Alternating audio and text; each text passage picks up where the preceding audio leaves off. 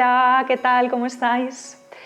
Yo estoy encantada de estar de nuevo con vosotras y vosotros para contaros sobre estos 7 superalimentos que potencian nuestra salud. Y ya vais a ver, no son cosas raras, no son cosas exóticas, son alimentos que tenemos todas en nuestra cocina sin ningún problema. Y por eso quería hacer este vídeo, para que veamos que nuestra salud es algo mucho más sencillo de lo que pensamos. Así que vamos ya con los 7 superalimentos. Número 1, el agua. Seguramente nos habrá sorprendido porque ya sabemos todos que nuestro cuerpo es un 50-70% de agua. Las mujeres un poquito menos, entre el 45-65%, porque nosotras al tener menos músculo y más grasa, como el agua está más en el músculo, pues tenemos un poquito menos, pero más o menos. ¿Y para qué necesitamos toda ese agua? Bueno, para una infinidad de funciones metabólicas, pero hoy os voy a hablar de las principales, las más importantes. La primera, la digestión.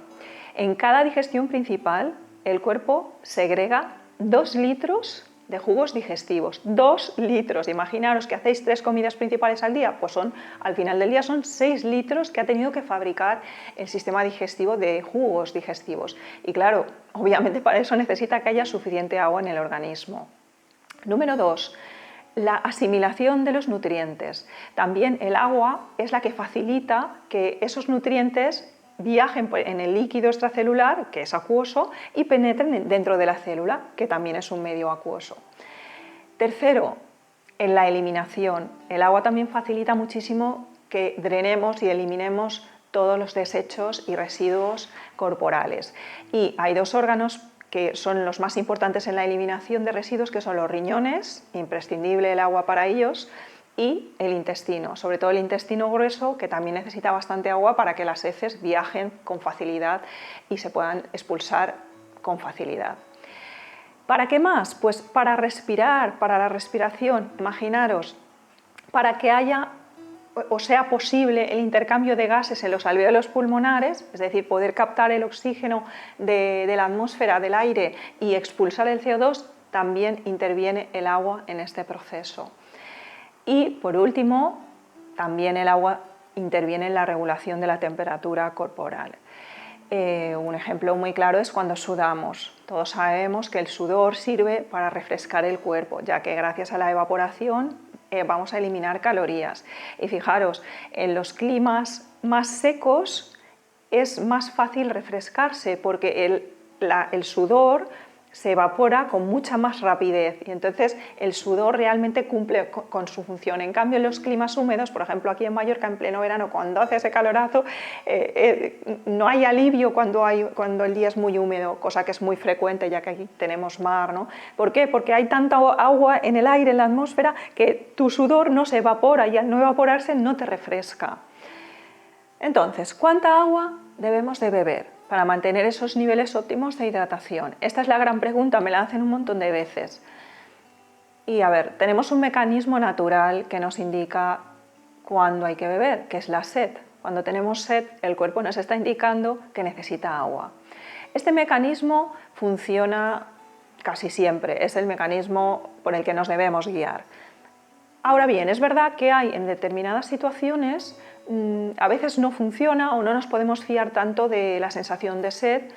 Por ejemplo, gente muy anciana o muy mayor, ese mecanismo regulador de la sed ya no funciona tan bien y entonces las personas ancianas deberían beber con más frecuencia aunque no sientan sed, porque pueden llegar incluso a deshidratarse, simplemente porque este mecanismo con la edad se va deteriorando, se va debilitando.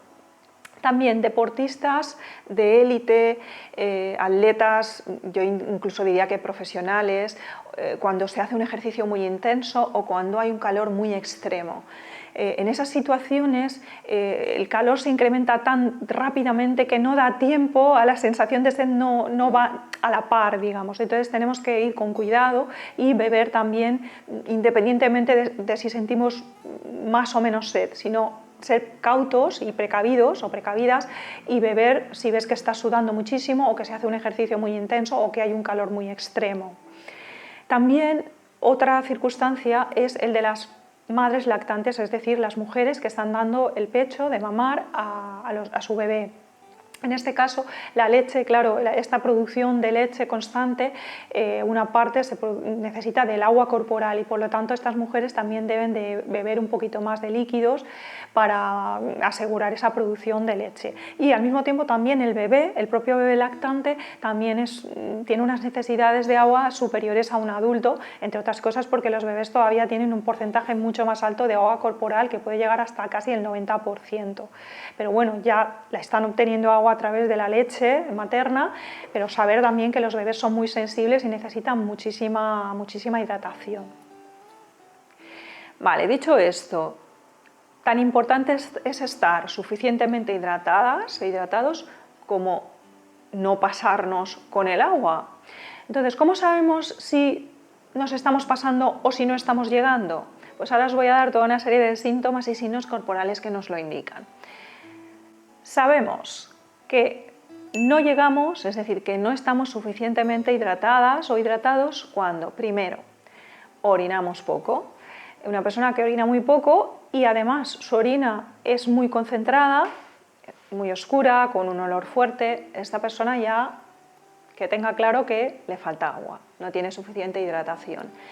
También cuando la piel se nos seca mucho y la tenemos permanentemente seca, escamosa, eso también puede estar indicando una falta de hidratación. Lo mismo también si tenéis con mucha frecuencia las mucosas tanto de la nariz como de la boca muy resecas, la boca seca, esto también puede indicar una falta de agua, una falta de líquidos y de hidratación. Y por último, la hipotensión. A veces una de las causas de la hipotensión también puede ser el insuficiente consumo de agua, no beber suficiente, porque la sangre tiene, como sabéis, el plasma, que es su parte líquida, y si no bebemos suficiente, pues puede ser que no haya suficiente plasma, que es el que también ayuda a que se ejerza la presión adecuada sobre las paredes de los vasos sanguíneos. Bien, y en cuanto al exceso de agua, es decir, cuando una persona se está pasando bebiendo agua, porque claro, hoy en día hay como una obsesión, se ha santificado tanto el agua o idealizado que parece que cuanta más agua bebas, mejor, y tampoco es así. Si te pasas, también es peligroso. ¿Cuándo sé que me estoy pasando con el consumo de agua o de líquidos? En primer lugar, pues al revés que antes, si orino en exceso. Si me paso todo el día orinando, eso puede indicar que me estoy pasando con el agua y sobre todo si veo que mi orina es excesivamente transparente, que es casi como agua, ¿no? Muy transparente, cuidado, te estás pasando con el agua. Además, pensad que cuando orinamos también estamos eliminando minerales del cuerpo y si me paso orinando, pues estaré perdiendo muchos minerales, me estaré desmineralizando. Otro síntoma de que estoy pasándome con el agua es cuando me levanto a orinar por las noches, sobre todo si eres una persona joven, de menos de 50 y pico años, 60, y te levantas a orinar una o varias veces por la noche, cuidado, te estás pasando con el agua y no solo eso, sino tus riñones se están enfriando y se están debilitando. Es verdad que las personas a partir de cierta edad, ya más mayores, pues a veces sí que alguna vez pues te levantas a orinar por la noche, pero eso ya es porque tu vejiga pues ya es más viejecita, está un poquito más rígida y acusa antes la sensación de lleno. ¿Qué más? Retención de líquidos. Si me paso con cantidad de agua, puede ser que tenga un exceso de líquidos y los riñones ya no dan abasto para eliminarla y entonces empiezo a retener. También si tengo frío, cuando una persona que tiene constantemente frío, siempre está fría, las manos y pies fríos, cuidado porque podría ser que fuera por el exceso de agua que estás bebiendo. Y también estas personas que tienen hiperhidrosis, es decir,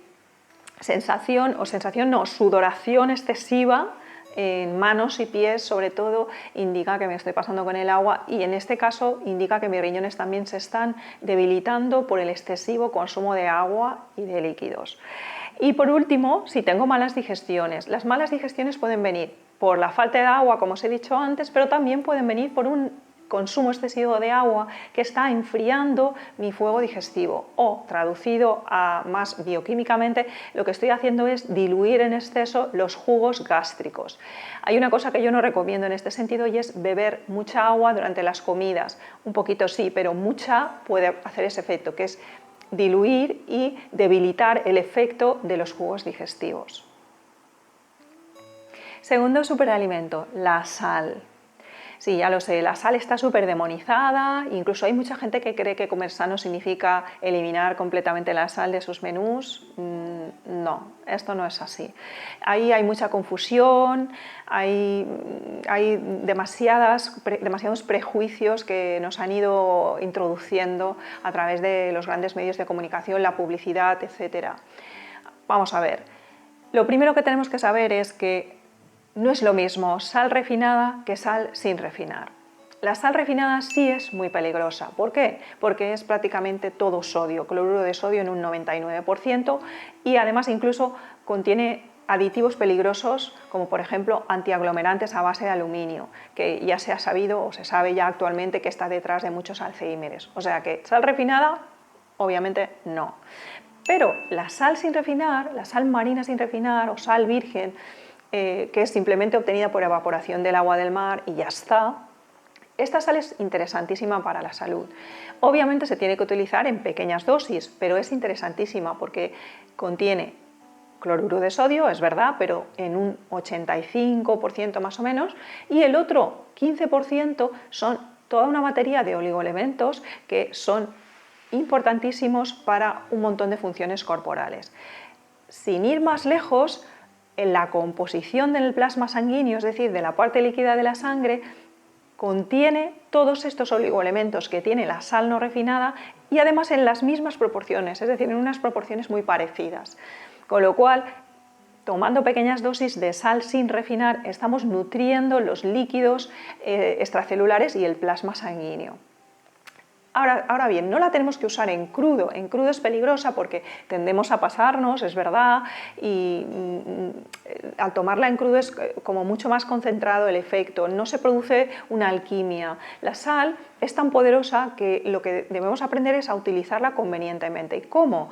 Pues lo que tenemos que hacer es usarla fundida en las cocciones, no en crudo, sino cuando yo cocino pongo esa pizquita de sal al principio de las cocciones y esa sal se funde con el resto de ingredientes y se genera una alquimia. ¿Esta alquimia en qué consiste? Pues básicamente consiste en que esas pequeñas cantidades de sodio se van a complementar con el potasio y el magnesio del mundo vegetal. Estamos hablando de la alimentación que yo recomiendo en este canal, que es un 90% o 95% vegetal, el mundo vegetal. Al añadirle estas pequeñas cantidades de sodio, estamos complementando el potasio y el magnesio, que son los minerales que más abundan en el mundo vegetal. Y estos tres juntos, sodio, potasio y magnesio, son tres electrolitos importantísimos para los equilibrios y para todo el metabolismo. Garantizan la correcta presión intra y extracelular, con lo cual garantizan a su vez la correcta transmisión de los impulsos nerviosos, el latido cardíaco, los movimientos musculares de contracción muscular y toda una serie de equilibrios que ahora no voy a entrar porque me alargaría demasiado, pero que sepamos que es importantísimo que también haya esas pequeñas cantidades de sodio y que tomando esas pequeñas dosis de sal marina sin refinar estamos fortaleciendo nuestra sangre y nuestros líquidos internos. Tercer superalimento, el aceite. El aceite es otro de los grandes tesoros de nuestra alimentación y sobre todo junto con el agua y la sal forman los tres pilares de una alimentación sana y equilibrada y por eso deben ser de altísima calidad. En el caso del aceite, altísima calidad significa, primero, que sea sin refinar, segundo, que sea de primera presión en frío, es decir, que se haya obtenido solo por prensado de esos frutos, de los frutos de los que se extraiga el aceite, sin calentamiento. Y, por último, de cultivo ecológico, para que no haya ningún tipo de química en ese aceite. Y el aceite tenemos que pensar que es uno de los elementos alquímicos en nuestra cocina. Cuando nosotros estamos cocinando, hacemos un sofrito, por ejemplo, que es para mí es uno de los grandes estilos de cocción más interesantes. ¿Por qué? Porque ese sofrito con esa pizca de sal, cuando se funde la sal y con el calor del fuego, permite que esos minerales se fundan y que el aceite actúe de vehículo que guía los minerales hacia lo profundo del cuerpo y ayuda a que los minerales se fijen y se absorban pues, en los huesos y vayan a donde más se necesitan, los huesos, al sistema nervioso y a zonas más profundas del cuerpo, gracias a esa alquimia entre el fuego, el aceite, el agua y la sal. Cuarto superalimento, el verde, la clorofila. Las verduras de color verde. La clorofila es uno de los antioxidantes más potentes que existen. Y lo más interesante es que la molécula de clorofila es idéntica a la molécula de hemoglobina de nuestra sangre. La única diferencia es que la clorofila contiene en su núcleo un átomo de magnesio que le da el color verde y la hemoglobina en su núcleo tiene un átomo de hierro que le da el color rojo. Pero en lo demás son idénticas. Entonces, comiendo mucho verde o suficiente verde todos los días en nuestros menús, nos estamos asegurando una buena sangre, una buena calidad sanguínea y que nuestras defensas estén bien fuertes.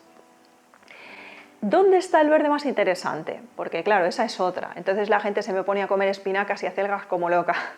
Y no son las verduras verdes más interesantes, ya os lo explico a veces en otros vídeos, de que son demasiado ricas en ácido oxálico, que es un poquito descalcificante. Las verduras verdes más interesantes serían pues, las que tenemos ahora en invierno, que son el brócoli, las coles de Bruselas, la col verde, esas verduras verde intenso. También las hojitas verdes chiquitinas como el perejil, el cilantro, la rúcula, los canónigos, los berros, todas esas hojitas chiquitinas también son interesantísimas como fuente de clorofila. Así que vamos ya a por el verde. Quinto superalimento, los granos integrales, los cereales integrales, claro, no podían faltar en esta superlista. Ya estáis comprobando algunas y algunos cómo cambian vuestras vidas y vuestro día a día cuando están los cereales integrales en los menús principales todos los días. Claro que sí, primero porque están vivos. Ya sabéis que un grano integral está vivo, lo siembro y me van a hacer una planta y claro, lo que me está transmitiendo es esa energía de vida. En segundo lugar, la glucosa estable, el suministro constante y regular de glucosa a lo largo de muchas horas que yo tengo cuando me he comido un cereal integral en mi comida principal, lo que me proporciona, por un lado, es muchísima estabilidad primero física, obviamente, porque tengo energía todo el tiempo para desarrollar mis tareas físicas, pero también incluso emocional, porque cuando tengo esos altibajos de azúcar que tengo cuando funciono con refinados, pues al final acabo como en una sensación de inseguridad, de que no dispongo de toda la energía que necesito en cada momento. También lo que nos están dando los cereales son muchísima resistencia, tanto física como intelectual, pues por la misma razón, pues porque si yo, por ejemplo, tengo que hacer deporte, ejercicio o una tarea físicamente potente y tengo glucosa todo el tiempo para quemar, pues tengo energía todo el tiempo. Y lo mismo a nivel intelectual, sabemos que el cerebro quema un montón de azúcar cuando está trabajando intensamente, bueno, incluso cuando no trabaja intensamente, incluso en reposo creo que ya quema como 25% de la glucosa total disponible. Imaginaros cuando estáis estudiando, haciendo una tarea intelectual muy intensa, pues todavía más. Así que con el cereal lo mismo, tengo muchísima resistencia intelectual porque tengo glucosa todo el tiempo para quemar. Y también, por otro lado, también nos da mucha fuerza. ¿Por qué? Y eso también se nota a lo largo de los años, cuando ya voy llevando años que están en la base de mis menús, lo voy notando cada vez más. Primero, porque no hay desgaste de los órganos metabólicos, no hay apenas desgaste. Si yo tengo energía todo el tiempo, no hay ningún órgano que tenga que entrar en alarma para suplir carencias, para tapar esos altibajos del azúcar, ¿verdad? Con lo cual, tengo, como os digo, a nivel metabólico, muchísima tranquilidad. Y después porque, aparte de los carbohidratos, no nos olvidemos que también son ricos en minerales y en proteínas también de mucha calidad, con lo cual lo mismo, tengo también muchísima fuerza gracias a que me están aportando 3 de los nutrientes principales que necesito: los carbohidratos, las proteínas y los minerales. El sexto superalimento, y esto os va a sorprender: alimentos dulces. Claro, no estoy hablando ni de azúcar, tampoco estoy hablando de frutas, no, estoy hablando de verduras dulces. como por ejemplo calabaza, zanahoria, la cebolla también cuando la sofreímos así largo rato saca todo mucho dulzor, los boniatos, incluso a veces la col verde según cómo se cocina también saca dulzor. Y también las castañas, que ya sé que no es una verdura, que es un fruto seco, pero también está en este grupo. Todo este grupo de alimentos dulces, naturales, lo que nos proporciona es muchísima estabilidad, porque lo que están haciendo es, nos están dando fuerza sin tensión, ya que nutren relajando, vamos a decir. Y lo que hacen también es calmar mucho la ansiedad por dulces más refinados, es decir, ayudan a las personas que sienten ansiedad por los dulces refinados, por el azúcar, por el chocolate, tienen adicción a estos alimentos, pues cuando incluimos alimentos dulces naturales como los que he mencionado en nuestros menús principales, la película también cambia muchísimo, empezamos a estar satisfechas, satisfechos, más relajadas y con menos ansiedad por los dulces refinados. Y séptimo y último, los alimentos fermentados. La fermentación es una de las técnicas más interesantes que nos han llegado desde la antigüedad y que, bueno, claro, en la antigüedad pues no había neveras, no había métodos de conservación como los que tenemos ahora y la fermentación era una manera de que un alimento se conservara durante más tiempo. Pero no solo eso, además, con la fermentación lo que se conseguía era conseguir incrementar la digestibilidad de alimentos que de entrada eran indigestos, luego os pondré ejemplos. También se conseguía estimular el apetito. Los alimentos fermentados en general son grandes estimuladores del apetito.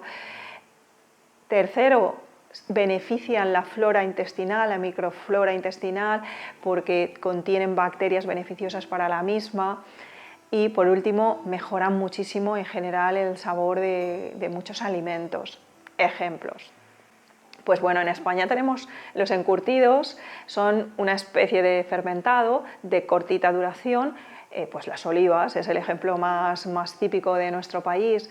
Imaginaros si os tuvierais que comer una oliva directa del árbol, no sé si la habéis probado alguna vez, son malísimas, súper amargas, en cambio una vez fermentadas son tiernas, sabrosas y mucho más fáciles de digerir y se conservan durante más tiempo. Es un ejemplo clarísimo, igual que el chucrut, aunque el chucrut es más típico pues, del norte de Europa, pero también es un encurtido que en realidad lo que se produce ahí es una pequeña fermentación de corta duración. Después también pues, la cerveza o el vino son otros ejemplos, el pan, la fermentación de la masa la hace mucho más fácil de digerir. Luego los lácteos, es decir, la leche, que como sabemos es tan indigesta, una vez que la sometemos a fermentación, pues ¿qué obtenemos? Pues yogur y queso, mucho más fáciles de digerir y que se conservan durante más tiempo también.